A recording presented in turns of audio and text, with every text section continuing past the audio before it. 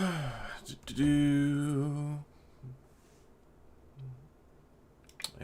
we should be live. Yes, okay. Well, just wait for the people to pour in. So if you're just firing this up for the first time, welcome to TechOdyssey. This is my completely random TechOdyssey live stream of awesome tonight, which is, Wednesday, the 13th of October. At least it's not Friday, the 13th of October. So I apologize once again, everyone. I know I mentioned here a little while ago that I wanted to do a live stream, and here we are. I had wanted to try and plan it, but I've been kind of chaotic with my schedule here lately. So I was after dinner tonight and being inspired by my adversarial good friend Scott Peachy and his Technically Speaking live stream. I thought, you know what, let me go pull out the camera, I'll hit record and come hang out with you fine people for a little while this evening. Arvon Gill, what is good? Welcome. Glad you're here tonight. Lots of things are good. My wallet's not really good. I was going to do a thing. I should have put it like this live stream is sponsored by my wallet. Because it's been a really expensive month or two covering some of these phones. The iPhone 13 Pro, the Z Fold 3, the Z Flip 3, all that stuff. Blake, it seems like it cut out there for a second. I think it may be okay now. We'll see. All right. So I'm going to mess with the ND filters here. It looks a little dark. I don't know what that looks like. Hold on. It got real dark. Hold on. Let me get the right one. There. All right, that looks better. Sorry, you're going to see you're going to see some darkness there for a second, but it should be fixed now for the rest of the show. So, yeah, lots of interesting things, and I was kind of inspired. I was watching my buddy do his live stream, and I was like, I haven't done a live stream in a while. I miss chatting with you guys. And also, I'm feeling better, so no more. I think it was just some really severe allergies. I was feeling like dirt last week, and then also there's a lot of stuff coming up. We've got the Google event for the new Pixel 6 and 6 Pro. We've got the Microsoft event. Well, not the Microsoft event's over. We're just going to get the Surface Duo on the 21st. Surface Duo 2, that is. And then also we've got the new Apple event, so presumably the new MacBook Pros with the M1X chip or whatever everybody's been talking about for absolutely forever. And even a new Sony event that I think is going to be towards the end of the month talking about some sort of possible new device. So there's a lot of crazy stuff going on. And I've had, I don't know. I have mixed feelings about this whole Tech October thing. Because usually Tech October is like super, super, super crazy busy. And I mean, indeed it was. Some stuff kind of got pushed up a little bit. So we had the Z Flip and the Z Fold and the iPhone, all three of those coming out in September. So October, I'm like, okay, we've got the Pixel event. And then, we had the Microsoft event where they're like, okay, Surface Duo on the 21st. And yeah, then it just kind of stuff started falling out of the woodwork. Like, we went from having one event to like 4 events in just a matter of like a day. So yeah, it's going to be interesting. I'm looking forward to covering some of this stuff. Of course, the Microsoft Surface Duo 2, I'm excited about that. The Pixel 6, I know I'm getting one of them. I don't know if it's going to be the 6 or the 6 Pro, whichever one Google sends me under the Team Pixel thing. And I don't even know if they're sending everybody the same phone. Like, I don't know if some people are going to get the Pro, some people are going to get the 6. Yeah, I really don't know, but we'll see. All right, here, let me see here. Blake Michael, corrected now. Carol McDonald, we listened to you in the ghetto. You're the man. Well, I'm glad that you like listening to me in the ghetto. And Larry Humphreys, we listened to you in the Canadian wilderness. I'm glad you enjoy listening to me in the Canadian wilderness. Can we get the Midwest United States for 500? Anyone in Japan? Anyone from Ireland? I don't know. Sound off. Where are you guys from? I'm down in Houston, Texas. Whether that's apparent from if I have an accent, I don't personally think it's terrible, but, I am from Texas. I've lived here for 37 years, so I'm sure people outside of the Southeast or Texas probably might think that I have some sort of an accent. But yeah, so thanks a lot for taking your time to stop by tonight. I'm sure we'll get some more people. I'm going to have, I'm sure, people with shaking fist at me later because I'm terrible when it comes to the live stream thing. I have a hard time committing to the same time every week. So it's one of those things where I really enjoy doing it, but I can't always consistently like, hey, at 7:30 or 8 o'clock on this day. So unfortunately, sometimes for lack of better planning, just hit the record button, and here I am. Toronto listening from Terry. Well, welcome here from Toronto. Any info on the BlackBerry? Yeah, so that's a problem when it comes to the BlackBerry. I don't have the information that I can share, so it's just there's nothing new to talk about there, really. Trends Tech, holy crispy image. Yeah, a definitely crispy image here. I should mess with the color science on this a little bit better. It does look a little flat. Denali, Alaska. Yeah, I'm really surprised. We've got 23 people in here, and I've got an Alaska, I've got Toronto, I've got British Columbia, I've also got, where's it, Canadian Wilderness. You guys are hanging out from all over the place. I haven't seen like a California or Louisiana, Mississippi. Oh, Alabama. There we go. We got one with the bearded boss. Anthony Davis, Oregon. Holyoke, Massachusetts. Contacting from Kenya. Welcome. Glad to have you here. North Coast, Cleveland, Ohio, Georgia. Well, thank you, everybody, for being here tonight. We're 24 people strong right now, so we'll see if we can make that grow. So I've seen a couple questions here regarding the BlackBerry 5G. And Zach talks tech behind your couch. Yeah, it's not a bad place to be. I got a pretty big living room, and the couch kind of like divides it right in half. So you get a good vantage point there on the kitchen and the TV. So if you're going to be anywhere in my house behind the couch, not a bad place to be. So, and bad news, Gary Brown from Alabama. So yeah, I didn't even know what I was saying. I got distracted. Anyway, so yeah, so when it comes to the new BlackBerry, I don't have anything that I can talk about on that right now. My anticipation, and dare even I say my understanding, was that there was going to be an announcement made after, the date went by and then nothing happened. So last time I talked to them, they're alive and well over there, and they're still working diligently on this. To my knowledge, it's still supposed to happen. Here's the thing, though. I mean, I don't want to give a bad impression like it's not going to happen. Of course, they've done that enough on their own already. So when you look at basically the state of affairs when it comes to onward mobility and BlackBerry, there seems to be their position they've asserted is they're just not going to talk. When they do, hopefully it's something good to share. Like I said, I talk to them fairly often. Usually I talk to them once every couple of weeks. And as far as I know, everything is still on. I've not been led otherwise. They did share some relatively exciting stuff with me that I can't talk about. So hopefully sometime in the near future, at one point in time or another, then we'll hear something. But it's going to be on their time frame. And that's unfortunate in many ways. BlackBerry's kind of been like that for a long time, so it doesn't surprise me. It's just one of those things where, like, we want information, we want it now. And, it's funny. I know a lot of people are upset about it. I'm upset about it. I mean, I want the phone to be here. As much as I like the Z Flip, as much as I like the iPhone 13 Pro, as much as I like Zach's super chat up there, which thank you for that. I meant to get to that a second ago. There are a lot of phones that are not happening. And whenever you talk about, like, Samsung, well, we didn't get the Note 22. And I think people are more upset about the BlackBerry. And there's like, okay, let's just say, for instance, there's 1 million people that are BlackBerry fans, and then you look at the Note, there's probably like 10 million people that would buy a Note, and collectively, there's not a lot of people that are upset about it. And I mean, I guess Samsung did kind of loosely address it, but it didn't happen. So yeah, I don't know if so much at this point. I mean, I know people are upset. People wanted this to happen, so it's one of those things where we would expect the common courtesy for them to say something, but also, yeah, it's just one of those things. So I'm not giving them a pass in any stretch of the imagination because I think that it's garbage that nobody has said anything. But I look around at other phones that are not happening. I mean, at least they haven't given up. At least it's not like, oh, hey, LG threw in the towel. So I'm expecting it to happen. Obviously, it's not happening anytime soon. We have no indication of that. So it's one of those things where if I had more time, then I've had more things to talk about, I would. But there's just nothing at this point that I can discuss.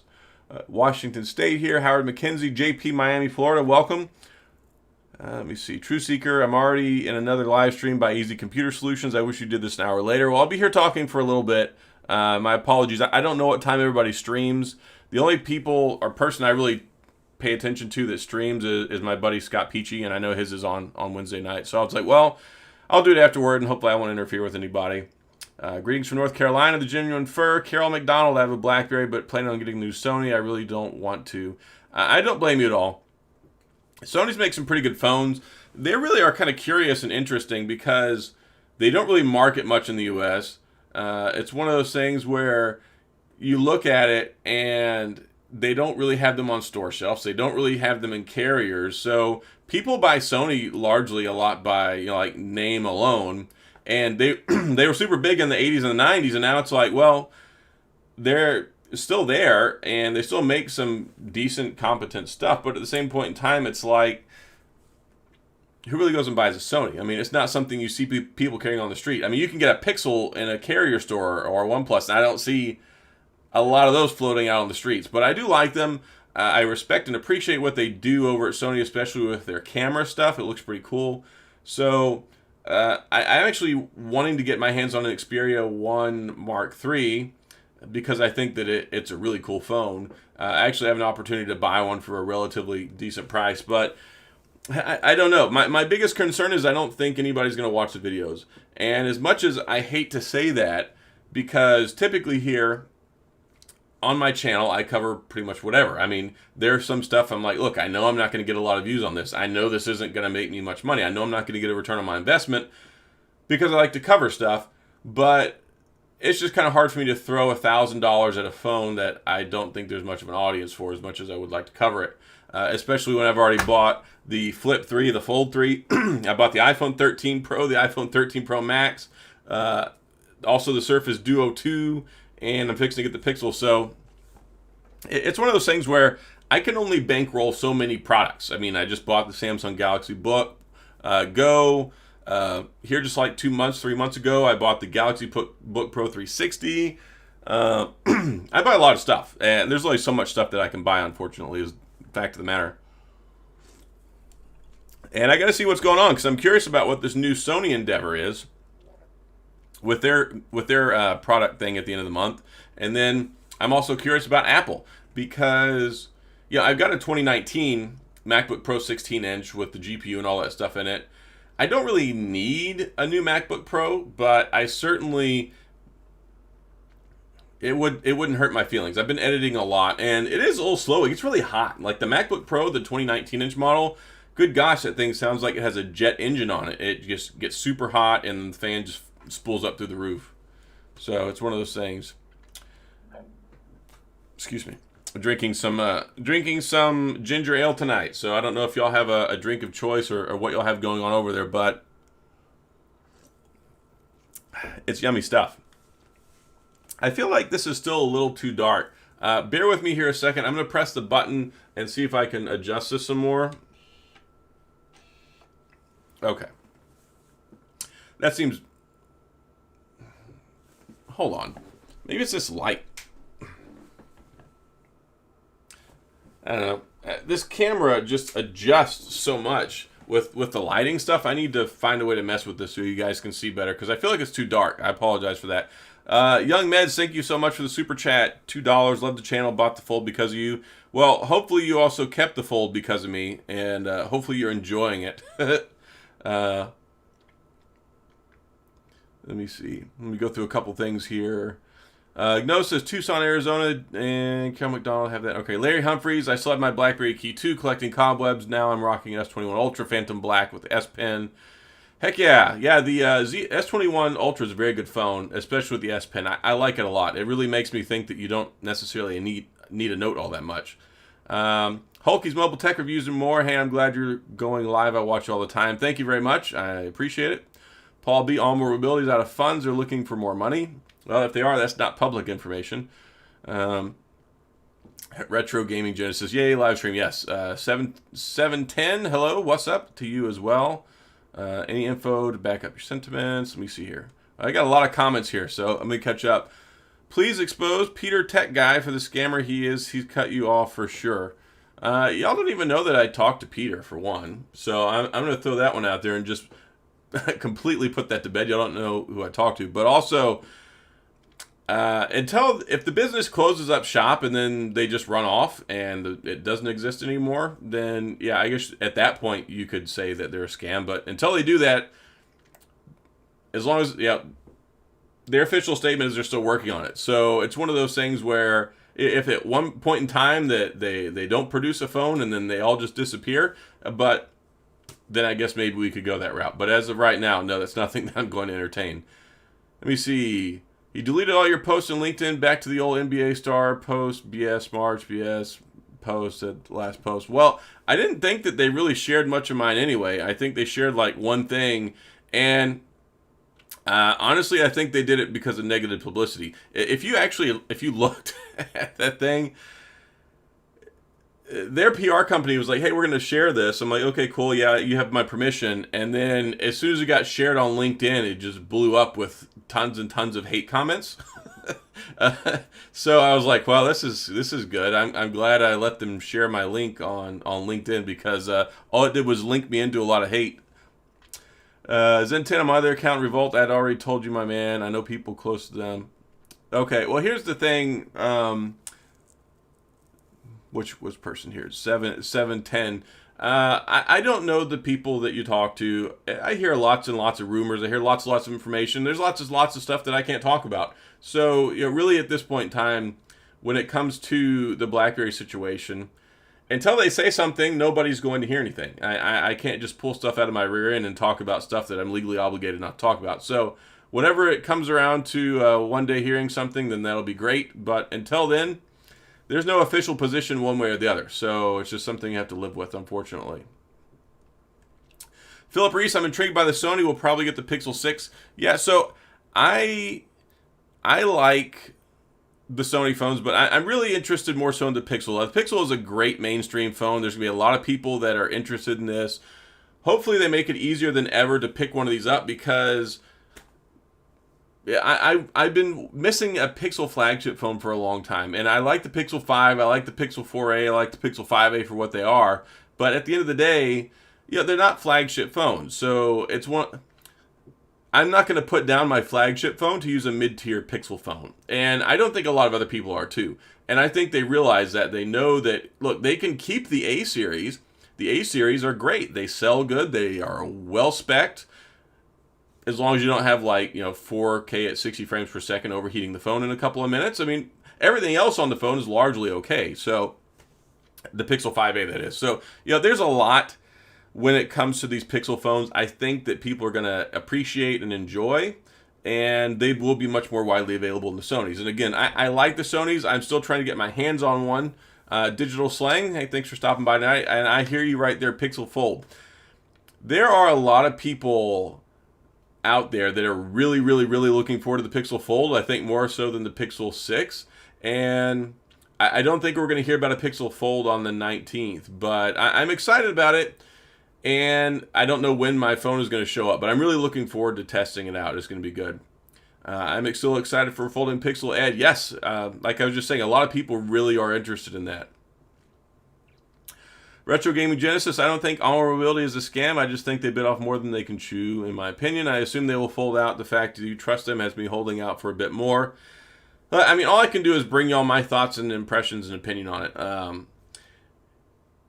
Whenever it comes to a lot of companies this last year, if you look at the landscape, it's been a hard year for a lot of people. So when you look at LG, they're gone. You look at OnePlus, they're not even making a 9T series phone that's coming out.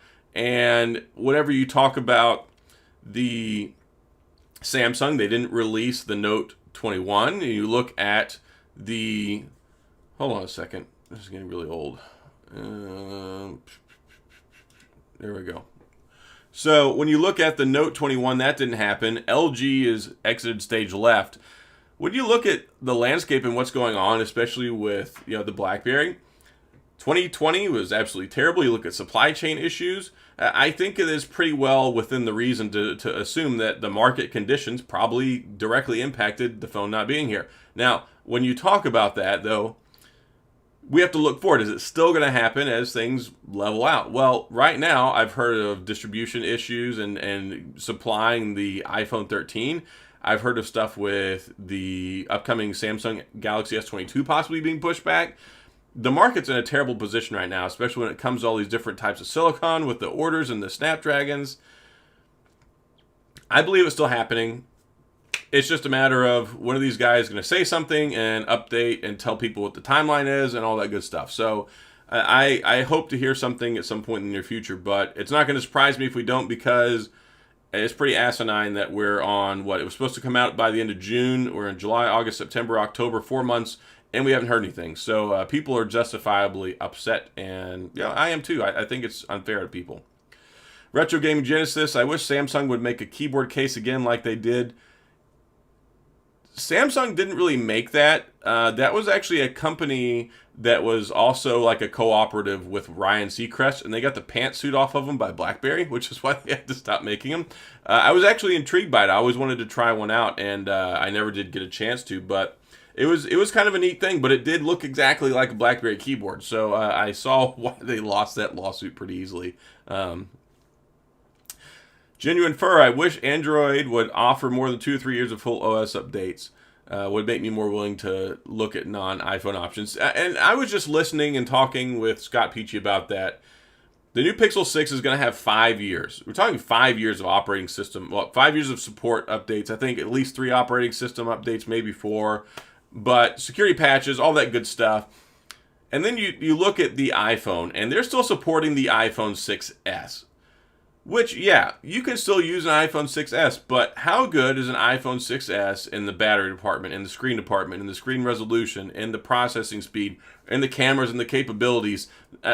There's a lot that you're missing out on when you look at a phone that's like 5, 6 years old. So you say that you want an Android that's supported for 4 or 5 years, but what does a phone that's 4 or 5 years old really look like in today's day and age? How much is the battery degraded? Because batteries degrade year over year as you charge them, especially these fast chargers. So I think some people want more than they can realistically expect. Like who here can raise their hand and say they've used a phone for the last 5 years?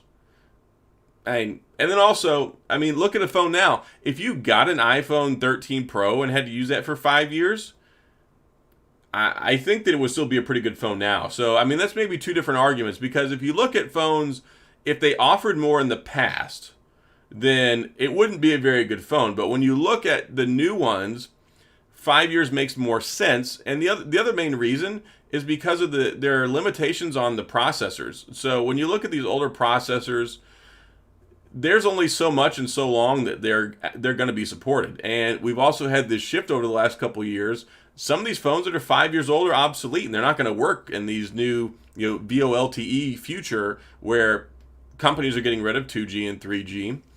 And also you have to look at new emerging technologies. If you're using a phone from a year ago and trying to use that for 5 years, you would never get expanded network coverage. You wouldn't get the faster stuff. You wouldn't have 5G, which may not be a big deal now, but it will be moving forward. So that's eventually going to be everywhere. So I think there's a balancing act we have to do here between expectations and reality. But yeah, if you got an iPhone 13 Pro now, I think you could realistically use it for 5 years. The only concern I would have would be the battery. And is that going to hold up for 5 years? I don't really know a whole lot of phones out there that are still having amazing battery life 5 years later. But those phones were old. Like, for a phone to be 5 years old nowadays, it has to be what, like a Galaxy S7, with the S8, S9, S10. It would have to be like an S6. So, there have been a lot of changes that have happened since then. So, we'll see. I do like the commitment moving forward that Google is doing with longer updates and support with new operating systems. So, yeah, I think that people are going to get pretty good products here, and realistically, yeah, they should be supported longer. I do see people using older iPhones, and I ask, why don't you get a newer one? They say the phone still works. And that's true. And that's one of the reasons why I say that iPhones are boring, because you can get an iPhone 6S, and it has the same operating system, same update, same version as the iPhone 13 Pro. So I was perfectly happy for the longest time using just an iPhone 8 Plus, because I liked having the big screen, 5.5 inches. I like having Touch ID. I still am not a big Face ID fan. So yeah, it's one of those things where the only reason I really moved over is because I review all this stuff, and I ultimately traded it in, I think, when I got my iPhone 12. But I really did enjoy the iPhone 8 Plus, and I honestly wouldn't mind seeing an iPhone SE Plus. And that was something that had been rumored last year before the SE2 came out. And I really would have liked to have seen I would have liked to have seen another version of that. Like, I would have liked to have seen a bigger model, like an SE Plus with modern cameras and stuff, because I like that design. It even feels kind of retro now. Yeah, the 6S is something that is very usable. You can still make phone calls with it. You can still text with it. But when you look at where we're at in the world today, that's not going to meet a lot of people's needs. And that's not something somebody wants to keep using for the most part in 2021 going into 2022. Rendar, I'm still on the iPhone 6S. I feel 4 years is perfect support minimum. I think 4 years is good. 3 years, I think, really at this point in time, the hardware is going to be too good to not continue getting it. And I don't necessarily feel like you have to have 5 years of operating system updates.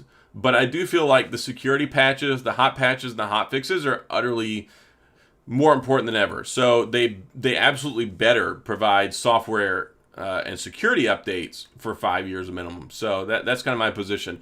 I'm okay with maybe 3 years of operating system updates, 4, that would be good. But it darn well better get security updates for 5 years. Let me see. I wish people would make sliding keyboard cases like, did I read that one already? Let me see. Well, there's always Uniher's Titan Pocket, Larry Humphreys. Yeah, so the Titan Pocket is a very serviceable phone. It's going to do everything you want to do. MediaTek Helio P70. I mean, it's more powerful than the Uniher's Titan, and it's in a smaller package, which really was curious to me. And I want to see what happens next year. So I'm kind of expecting that Unihertz is probably going to make another keyboard phone next year. And I expect to see the MediaTek Helio G90 in it, or the G95. I expect to see that G90T. I would really like to see a Dimensity chipset. If they could give us a really, really nice... They're going places. And you look at the Unihertz Titan, good first attempt, and then they went to the Titan Pocket, and it got even better in areas of refinement, build quality, functionality. Like, they're starting to get kind of good at this and developing some real proficiency. So I could see a third phone kind of more like a slimmed down Passport and getting away from this bulk stuff. Like, I could really see that maybe next year. And I think that we could be in a good position there because they're clearly getting better at designing the phones, making the keyboards. I would love to see a Dimensity chipset. If we could get like the Dimensity 1200, it would be an absolute beast. It's a great chipset. I mean, it's really powerful. I'd like to see them get a little bit further away than like these 3-year-old chipsets. It's just, yeah, it's okay, it's fine, but for them to really make a name for themselves, they're going to have to ramp up operations, make them more widely available and faster, and put a little bit better hardware, especially the camera. The cameras are very, very disappointing on both of their phones. Retro Game Genesis iPhone Mini is the best iPhone in my opinion. You know, I have been sitting here the last couple of days thinking about getting a 13 Mini to use for recording. And if y'all saw the video I put out today, I did a different thing. Let me see if I can get this to the light. I did a different thing with my... Oh, dear. See if this will fix the darkness issue. So I did a thing with 2 cameras on the video where I have like the primary camera, and then I have also the... Let me fix this too.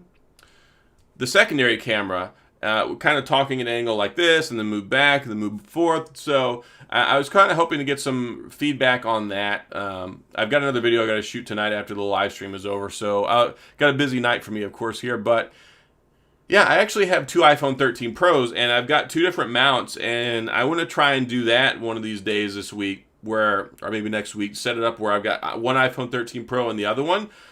I think it would look great. It would be really seamless, and yeah, I thought about making a video talking to people about like what stuff that I use, or maybe some basic stuff that you could use to like get your own YouTube channel started. And you can do it. You don't need to have an expensive camera. You don't need to have an expensive microphone. You don't need to have all this stuff. You can do it with simply an iPhone 12 or even an iPhone 11, iPhone 13. These are great options, and you can make some really high quality stuff with them. So, but of course, if you get into the realm of like iPhone 13 Pro, you're talking about what you can buy some mirrorless cameras for. But I think you're still going to get better quality because the new iPhone 13 Pro, you got ProRes, you've also got cinematic mode, which is great. You've got the 3 cameras on there instead of the 1 lens that comes with it. So it's one of those things where iPhones are pretty darn amazing when it comes to doing video stuff. And TK Bay, hey, thank you. I certainly appreciate the super chat very, very much. I wasn't expecting that. I don't ever ask for these things. Of course, you can see that people are freely able to do super chats and all that stuff. I don't ask for it. I'm just here to talk to you guys. If y'all ever do want to, do any of that stuff, I certainly am appreciative, but you don't have to do it. But thank you very much, TK. And thank you for stopping by, too. It's been a while since we visited. See, perceptive optimization to the point. I need to upgrade for personal use. I have an iPhone 7 and BlackBerry Key 1. Should I get the iPhone 13 or wait for the new BlackBerry? If you need something immediately, I mean, clearly there's no indicator out there talking about when the phone is going to be here since they've already blown past their scheduled release date. I made a video about this recently where I said, do what's best for you. You're not going to be sorry with the iPhone 13. The iPhone 13 is an amazing phone. I like it a ton. It doesn't have a physical keyboard, but you don't have to want for anything. And that's one of the things that's been frustrating, all these years as we've lost support. We finally got mainstream support whenever we got the BlackBerry Key 1 and the Key 2 when they first came out. But now it's like there's always compromises. And there's been compromises for a long time when it comes to BlackBerry. From the BlackBerry 10 days and then going through that and switching over to TCL and then for the DTEC devices and then also the newer ones. It seems like there's always something that we don't have, something that's missing, something that we have to sacrifice for. And that was a big hope that I had for this new phone, and hopefully will be realized once it gets here one day. But ultimately, I want us to have an amazing flagship, top-of-the-line phone that just is amazing and supportive and we don't have to worry about anymore. And that's what I hope we're going to get. I think we're going to get that. It's just a matter of it's not here yet. So, yeah. It's like they say on the airplane. You put your oxygen mask and seatbelt on before you put somebody else's on. So if you need a new phone and you can't hold out and wait, then go find something that works for you. I would honestly say if you like Android, I would wait till the 19th to see what the Pixel 6 brings, because I think the Pixel 6 is going to start off at like $749, and then the Pro is going to be more expensive than that. And those are both going to be, I think, very, very good phones. So then you'll have two options there. You can look at the iPhone 13, or you can look at the Pixel 6. Sandy Weeks, I'm an avid Pixel user. I can't wait to see what it entails. I can't either. I'm really excited. My excitement has been kind of tempered because I feel like we've been waiting forever. And I was really, really excited. It's like, yes, here's what the Pixel 6 looks like. I actually like the way it looks. And then the Tensor chip and all these other cool updates. Well, then it feels like we've been waiting for forever. So I'm really waiting for the 19th to get here. So finally, it's like, ta-da, the phone's here. And then I'm also excited. I saw a comment further up above. If you're still here watching, I can't remember the name, but I saw it and it said, am I excited about the Surface Duo 2 or am I worried about the Surface Duo 2? And honestly, I'm not too worried about it because ultimately my channel revenue was enough for me to pay for it. So it's not coming out of my own personal finance pocket, which is the best possible case when it comes to reviewing stuff because I don't like feeling like, oh, let me go spend all this money and buy this. And I'm like, oh, it's just sitting there. I should probably sell it after a little while, try and get some of my money back. I like to keep the stuff that I buy because I like to cover long-term stuff. And if you just see the other day, I dropped a video on should you still buy the Tab S7 Plus at this point in time with the Tab S8 possibly on the horizon the next couple of months, or looking at the Fold 2 a year later, looking at the Z Flip 5G a year later. I like to make videos and cover them for a long period of time. So it's one of those things where I don't want to have to get rid of a device. And that's why I hold on to them. And in my video today, I talked about it. Like I bought the Fold 3, I bought the Flip 3, I bought the iPhone 13 Pro, the Pro Max. Thankfully, I'm going to get the Pixel from Google as part of the Team Pixel program. I just spent $1,600 to buy the Duo 2. And it's a lot of money. It really is. Especially, most people don't want to buy one of these phones, and I bought like 6 of them.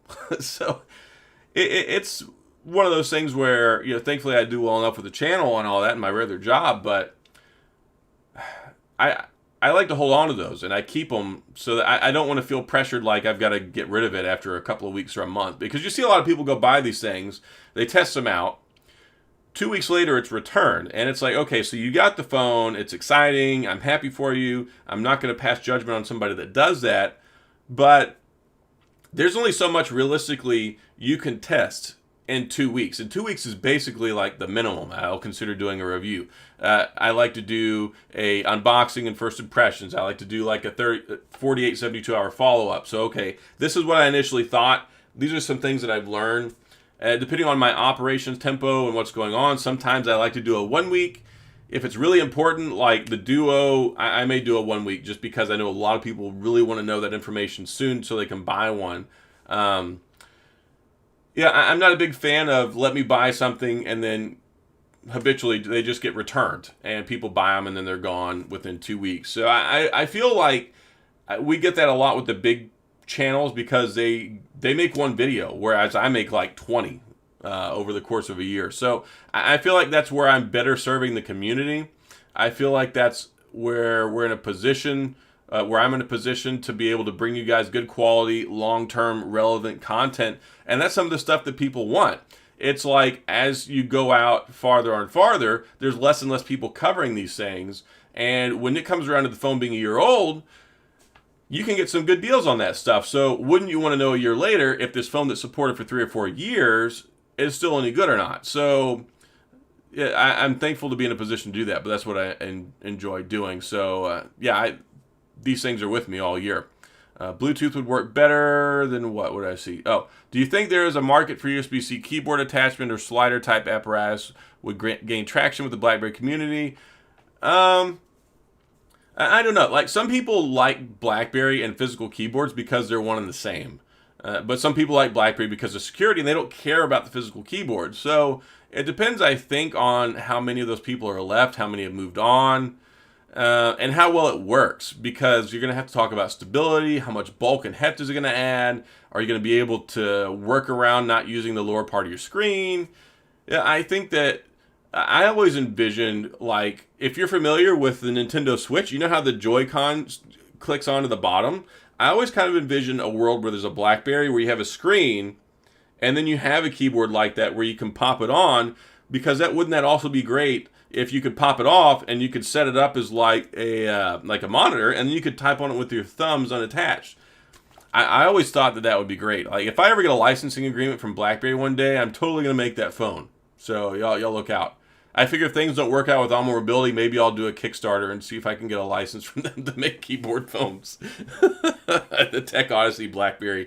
I've joked many times that my goal is to make sure this brand stays alive and to do everything I can to save it. So, one day, maybe it's in the cards one day. Maybe when I get done being an attorney, maybe when I get done, with my lot in life when it comes to making YouTube videos, maybe I'll try and create an entrepreneurial venture and try and create a BlackBerry phone.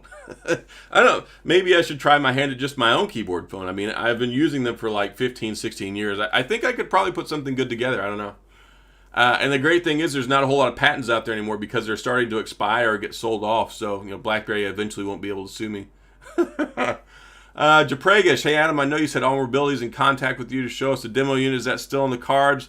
And I think you should do a follow-up interview with Peter Franklin. So I've had a lot of people talk about that. And I've already talked to them. At one point in time, I am going to do another interview. With them. It's not going to be until they come out and put out a public statement. Because clearly, if they're not addressing things publicly, they're not going to come on my channel and do an interview with me. So as much as I appreciate your sentiment, as much as I would love to get Peter in front of the camera and talk to you guys again, as long as everything works according to plan, it's going to happen. It's just not going to happen until they say something. Retro Gaming Genesis, have you considered getting a sponsor? I don't like sponsors other than my own wallet because I don't like the idea that somebody has some sort of control or input into what it is I say and do. So when it comes to an overall channel sponsor, there's that, and then you would get videos of me saying, "Oh, this video is sponsored by Skillshare," and I don't want a bunch of those videos. I actually do have a sponsored video coming out in the morning, which is only like the second or third ever product showcase sponsored video I've ever done, and I'm very picky with that stuff. But it's a set of earbuds. I like them. I've really been enjoying using them, and yeah, they like paid me money. So I'm like, okay, cool. Yeah, I it was enough there. I would say, you know what? Okay, fine. That'll allow me to buy a phone. So if it works out like that, like I'm not opposed to the idea of exchanging services for money, but it's not going to get my creative control. It's not something where it's ever going to be, hey, you have to say this, you have to do this. I turn stuff down all the time because they're like, oh, we want you to do this, we want you to say this, we want you to agree to this. And a lot of times I'll talk to these companies and we'll come to like verbal terms, an email goes back and forth, and then they'll send me a contract. And they clearly don't know that I was a contracts attorney and I'm a contract specialist in addition to doing tax law. So I look at it and I send it back all red lined up, and I'm like, no. You either agree to this, or I'm not working with you. So the nice thing about this company for tomorrow, and I told them I'm not doing a review. Like money and review don't mix. That would be tainted. That would not be objective because you're paying me to make a video. Now, a product showcase video where I go, oh look, here's this. This is a cool new product. It just came out. Oh, it's shiny. It does these things. Yeah, that's fine. You can look at that at face value and show it to people so they can get an idea, since they can't see it in person, if they want to go, look at one in person or pick one up. But I'm not going to say, okay, look, I'm going to say this and this and this because we have a contract. No, it doesn't work that way. I don't make those type of videos. I don't endorse them either. James H. Jackson Jr. Long reviews rock big time. I don't know what that means. Hopefully that means you like when I talk a long time on camera. Catalytic 37X would enjoy seeing you create that. Maybe one day. I've put some thought into it. John Fennell, what do you think of the Duo 2? So I'm excited about it. And mostly because of the missed and lost potential that the original Duo had and just didn't live up to expectations. We expected so much out of it and they just didn't deliver. And not only did they not deliver, it seems like they just didn't care.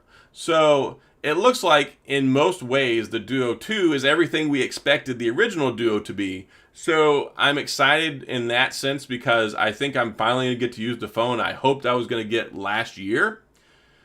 It just sucks that I had to pay all that money to get into the door to get the first one, which is worth nothing now.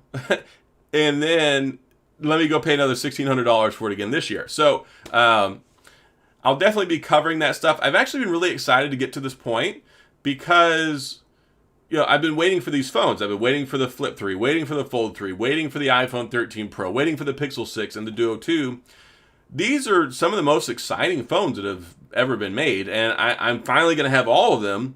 So instead of making anticipation videos, instead of making other stuff, I can be like, okay, let me sit down and just talk about these phones all the time. So, maybe like Monday will be Z Flip 3 day, maybe Tuesday will be Pixel 6 day, maybe Wednesday will be iPhone 13 Pro day.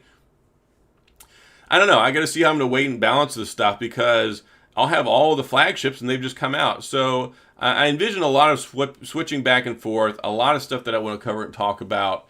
And unfortunately, at the end of the day, there's just so much stuff that I can talk about because, I work full-time, 40 hours a week, and then, having a wife and 6 kids and then making videos every single day, there's only so much that I can do. So, unfortunately, I can't cover everything I'd like to. If there are some things I would like to cover, and if it's not going to get any views, then that takes away from other stuff that I could be making that people want to see more so than I want to see. So I have to balance it. There are some times where I'll get a special project where I'm like, I'm going to make this video. I don't care if it gets 8 views. And then there's some times I'm like, I would like to make this video, but people I don't think want to see that. So then I have to go back to the drawing board and think, okay, what do these guys want to see? What's relevant? What have I noticed in using these phones? And try and balance those kind of needs and information, and then put out the best quality video that I can think of. We see Linux Pad. I need the new BlackBerry to come out. Yes, we all do. Good evening from Lakeland, Florida. Kevin Hawthorne. Hello, Kevin. Thanks for being here. Absolutely love your content here since like the 5th video you posted. Well, thank you very much. I'll call you RGG, Retro Gaming Genesis. I've seen you around in the comments. I know you show up for the live streams. I greatly appreciate all the support. And that's a long time ago. I'm at to like about 1,100 videos now in the last 4 years, which has been greatly accelerated over the last 2 years. So this last month I made 44 videos, if that's even believable. And I actually got mad. There was this guy earlier on Twitter who's apparently like a YouTube coach or something. I don't know what he does. But he put out a tweet that particularly I found kind of frustrating and disrespectful to people out there who make content. Let me see. Let me scroll all the way up to the top and see if I can find it. Where is it? But basically he was saying that somebody who's a solo content creator with like a family and kids is never going to be able to put out as many videos as somebody who doesn't. And I'm like, I kind of have to disagree with that. Where's it at? Here we go. All right, so this guy, his name's Justin Moore, brand deal coach, whatever he does, says creators without partners or kids will always be able to pump out more content than you. Get over it. That's not your path. And then I'm here like, okay, so I put out 44 videos last month. I have a full-time job and 6 kids, so I don't really want to hear it. And I do get frustrated sometimes when people are like, oh, I can't do this, or I can't do that, or limitation here, wall there, X factor there. Yeah, there's life and stuff gets in the way, but if it's something you want to do, then you just have to do it. And that's how I treat it with my channel. I like to do it. I like to make videos every day. Making videos every day gives me a larger voice to express my opinions and thoughts the way that I want to, and not feeling like that's something that I have to funnel or has to be contained, because I can make a video every day. It's not like, okay, I've got this one video about this phone and I'm going to work 2 weeks on it, and then I'm going to put out this one video that's going to cover everything. When you do a comprehensive video and nothing else, I feel like you do a disservice sometimes, because there's only so much you can cover, because people only want to watch an 8 to 12 minute video. Well, I say screw that a lot. I make a lot of 20-minute videos, especially when it comes to full reviews. There's a lot to talk about. You got to show video samples. We got to talk about camera. We got to test a different lighting. We got to, how good is the signal? How good is the processor? How does it handle stuff? Is the software up to date? There's a lot of stuff that you have to look at and evaluate and weigh in on. And that's one of the reasons why, as I'm testing, I'm like, look, I may make a pointed, targeted video directly on one thing. Or I may like, look, this is a problem, talking about the Z Flip 3. We know the battery life's not good. I made a video specifically about how to increase your battery life by doing things to your phone. It's been very successful. A lot of people like to watch that. But if you look at a lot of your big name favorite content creators, they can't make macro level content like that. And I think I said that right. And focus in on these smaller issues. So that's one of the reasons why I like to make as many videos as I do, because it gives me an opportunity to talk about whatever I want. If I made 3 videos a week, I wouldn't be able to cover iPhone, Samsung, Microsoft, Google Pixel. I would be limited to like 1 or 2 different types of devices, and probably largely those videos would do better. And I've been told and always heard that if you niche down, then your channel will perform better, because YouTube is like, okay, you make these videos because these videos are successful, we'll push them out and you keep making them. Well, I cover everything all over the place. So I can make one video that is a number 1 out of 10 video for me and like gets 10,000 views in a day. And then I can come back and make something the next day and get like 480 views. So that's why you see a lot of people, they don't go and make all these different types of videos, because YouTube will not treat you favorably and they will not push your stuff out there. So that's just one of those things. It's a sacrifice that I make, not having a larger subscriber base, but also I like having my independent freedom to talk about whatever I want to do. And that's priceless to me. So, and I think it's valuable to you guys too. What's my ultimate goal in making these videos for your audience? Well, the thing is, I love to make these videos, one, because I love tech. I always talked about this stuff before I ever got stuff sent to me to review, or even before I bought stuff on this scale. I mean, I save a lot of money if I just buy one phone a year, but I buy like 20. So, it's a really expensive thing. But I love to test out these phones, and I like to share that with people. I like to tell people what I like, what I enjoy, what you can expect out of this, and to be in a position where people are like, hey, I want to learn about this phone. Let me go get some information, and I want you to be able to come to me so I can tell you, hey, this is what I think, this is what I feel. And a lot of people make very like pristine and sanitary videos. Some people make very entertaining videos. I like to think that what I bring to this is a level of honesty and engagement that people don't get elsewhere. And that's why you'll see that by the end of the year, I'll respond to like 20,000 comments this year. If somebody asks for a video sometimes, I'll make that. I like to be responsive and engaging with you guys because it's not like a whole Wizard of Oz scenario. You guys show up because you want to see what I have to say, get the information, and then also in certain situations feedback, which is why you look at my social media information down in my description. I get DMs from Twitter and Instagram I like to respond to. I can't respond to all of them, just like I can't respond to all comments, but I try my best. And I think that's what people want. And that's what I like to be able to be there for. Like, hey, I used to, when I was in the military, people would come ask me all the time, hey, I'm thinking about this phone, I'm thinking about this computer, I'm thinking about that. And that's what inspired me to do this, along with my love for BlackBerry. So it works out.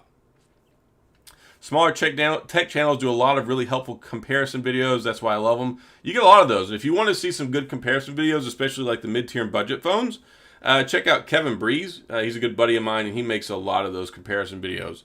Retro Gaming Genesis, 67K subs while having a job in the family. Think you disproved that, YouTube coach. Yeah. I didn't particularly care for what he had to say, but I replied on his tweet, and I'm like, TechOdyssey has entered the chat. Because that's not a good overall overarching question or statement to make. Mark Palmer, how many children do you have? My wife and I, we have 6 kids.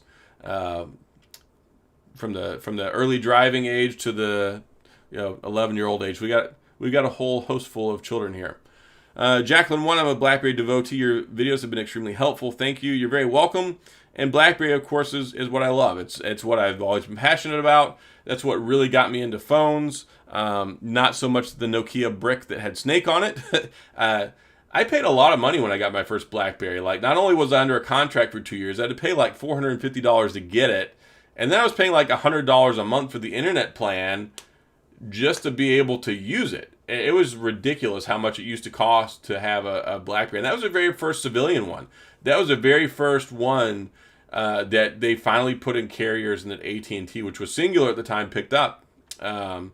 So, yeah, I've got a long history with BlackBerry and the keyboard phones. I've always loved them. I've always adopted early technology before most people. And I really want to see them continue to make industry-leading keyboard phones. Let me see. Nico Trask, still use my passport. Love it. I watch your BlackBerry content, but listen to all your videos because you're genuine and personable. I make motorcycle videos, so I know all the work that you do. Oh, that's great. Motorcycles are great. I have my motorcycle license. I don't ride anymore. I did for many, many years. My first bike was a Kawasaki Vulcan 750, and then I got a Suzuki GS 500 after that. And then I got a Suzuki Katana 750. And then after that, I got a Harley-Davidson Sportster 1200 Custom. And I've had to trade in my wheels, and I've just switched over to sports cars. So I do like that. But, yeah, it's one of those things. Bikes are a lot of fun. So you have to post your channel. I'll have to have a check at that and see what it looks like. UWG fella, Crackberry had a post the other day about some leak from San Francisco that the phone is dead and all mobility has moved on to software. So I actually have a Crackberry, not Crackberry, I have a BlackBerry, how do I say this? BBM. So I have actually a chat group in BBME, which we got about 63 people in there, and I talk about a lot of stuff in there. So if you want to get into that, then DM me on Twitter. My DMs are open, or on Instagram. That's fine, and I can get you into the chat group there. I don't charge anything for it. It's not a. I don't like Discord. I think Discord is bad for communication. It's one of those things where it's built for communication, but I think it really breaks down interpersonal communication. So I have this BlackBerry Messenger enterprise group where we talk about stuff all the time, and somebody brought that up, and I went over and took a look at it, and yeah, that's not true. It's not accurate at all. And if Onward Mobility is engaging in software enterprise, it wouldn't surprise me at all because Peter's a software engineer and he's done software engineering stuff for some major companies. So if they are also doing that to generate revenue and to expand their business, just because they have a licensing agreement to make BlackBerries doesn't mean they're an only BlackBerry business. So I think it would be very understandable, especially over the last year, 2020, and the way the world's going, if they were to diversify into something more intangible that doesn't require manufacturing and contracting agreements and make some tailored software stuff. It wouldn't surprise me, and I don't necessarily even think it's bad if they are. If they're doing that, I don't know. But no, they haven't packed up and gone to San Francisco and abandoned the BlackBerry. So that I can tell you. Love the stream coming from Texas. Thanks a lot, that guy in the chat. Saeed NMB, do you think the Unihertz will make a phone usable on AT&T? Here's the thing. The phone that they build will be capable of working on AT&T's network. The issue is AT&T. Since they don't officially carry and support the phone, they don't allow it to work. So it's one of those things where I think half of it is to force people to buy new phones, but two, it streamlines their support and software because it limits the amount of phones they actually have to take care of and provide customer service for. So I understand why they're doing it, but it really screws over a lot of people who want to use different devices. So I don't think Unihertz is ever going to have a phone that works on AT&T to answer that question. Is Oxygen OS 12 for OnePlus really going to be ColorOS? If so, RIP OnePlus. So I said RIP OnePlus a while ago whenever they first announced that, and also some other things. So whenever it comes to that, they're very identical. I mean, I get it. They're trying to save some money, have less fragmented stuff because they've got ColorOS and Oxygen OS. They're very similar. So I can see them wanting to get on the same page. That doesn't really irk or concern me. What does irk and concern me is their abandonment of their flagship killer business model, trying to compete in an area that they don't exactly have everything on par and don't have the brand recognition, the label, or the identity to charge that much money. And then also it's a departure from their business model that everybody loved, which was, getting a flagship specs at a much less price than the flagship phones. And that was a great business model. And then they said, okay, well, now we've arrived. We're going to charge you $1,000 for a phone. It's not going to be perfect. And then we're going to sell you this Nord series phone and undercut that and try and sell you a cheap budget phone. So I really am not happy with OnePlus and their business model at all. But it's just one of those things moving forward. We'll see what happens. We didn't even get a 9T. So they're really addressing things in-house and trying to get things, I guess, more streamlined and more marketable. Because right now, I think they're overextended. I think that their device lineup, they didn't anticipate that people are not going to upgrade every year because just a lot of people are not buying them. There's not that many OnePlus fans. You have to build OnePlus fans. So just because there's enough to move over for one or two phones, once they get those phones, they're not going to keep buying a new phone every year. They're not like me. They're not a crazy guy with the tech channel and a phone addiction. So you're not going to see a lot of people that buy them. These phones are supposed to be good for 2 or 3 years minimum. That's what people are largely going to keep them for. We see Japregish is Mobility planning to have monthly security updates on their phones because DTech. I can't confirm that, but I think you could say that's probably a pretty safe thing to assume because they're trying to put themselves in a position to be the most secure phone in the world. And by doing that, you can't do that without having monthly security updates because then Pixel beats you. So I think it's pretty safe to assume that that's going to happen. Sorry, Cam's Avenue. No, I don't think anyone's here willing to buy you a phone, but good night. Retro Gaming Genesis, know you're in the service, or are you a gun guy? Do you have anything interesting, or is that something you would like to keep private? Don't have a problem talking about that. I have a firearms collection. Largely, I collect World War II military rifles, a lot of older stuff. So being in the military, I always had an affinity for collectors' firearms. So I hardly ever go to the range. I'm not going to get into people's self-protection and gun rights arguments, but I live in Texas. It's something that's enjoyable, but probably the coolest thing that I have is my grandfather was in the Army in Korea. He did 2 years. He was in for 4 years. He did 2 years infantry in Korea, and he was able to keep his M1 carbine service rifle, and that was something that got passed down to me. So actually, I have another family member that has it on loan because when my grandfather passed away, they created a shadow box with a picture and all of his awards and medals, and it's in there. So it's like on loan to a family museum right now. But one day it'll come back so I can pass it down to my children. But yeah, they're great tools. It's part of our heritage, and it's something being in the military that I always enjoyed. So it's just like anything. It's nice to go out and go to the range and shoot targets and clay targets and hunting if you enjoy that. So it's just like anything. A lot of people collect different stuff. So you're about to wrap up shop here. I'm at 1 hour, so my battery is going to start dying on my camera. But thanks a lot for everybody showing up here tonight. We've got 84 concurrent watchers right now, 58 likes. If y'all could all hit the like button before y'all head out if you enjoyed this. Certainly if you didn't enjoy it, then you can hit the dislike or you can not hit the like button. I'm not here to tell you how to live your life, but it means a lot to me. And thanks for the time, for being here, for the conversation, for all the questions. And I don't really ever have a lot of agenda when it comes to this because largely I just like to, there's so many people that have questions, and I try to answer as many of them as I possibly can because I like to answer them and provide you all the insight that you're looking for, and also I just like to talk with you guys. Let me see. Steve 49ers FF, is the Titan Pocket a reliable full-time phone that can last 2 to 3 years? I think so. The only downside there is going to be security patches.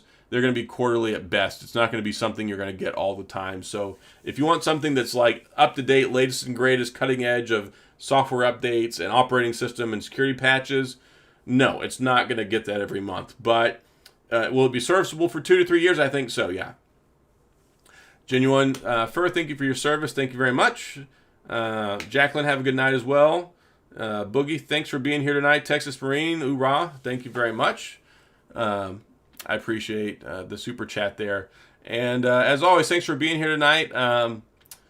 Thanks for the good content as always. Good night. Hey, thanks a lot for hanging out here tonight. It was totally great time. Got up to about 100 people.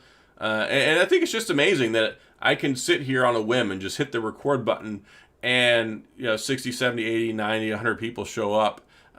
That's something special, and I appreciate the support. I thank y'all for being here. I know I engage heavily in the community tab, and I tell you guys thank you a lot, but if y'all weren't here to listen to me talk, then I wouldn't be making videos. So I appreciate y'all taking the time out of your day to do this, to visit, and also to watch the videos, and for all your support. So thanks a ton. Y'all have a great night. It's been a pleasure hanging out here with you guys, and until next time, we'll have to do this again sooner. So y'all have a good night. Peace out.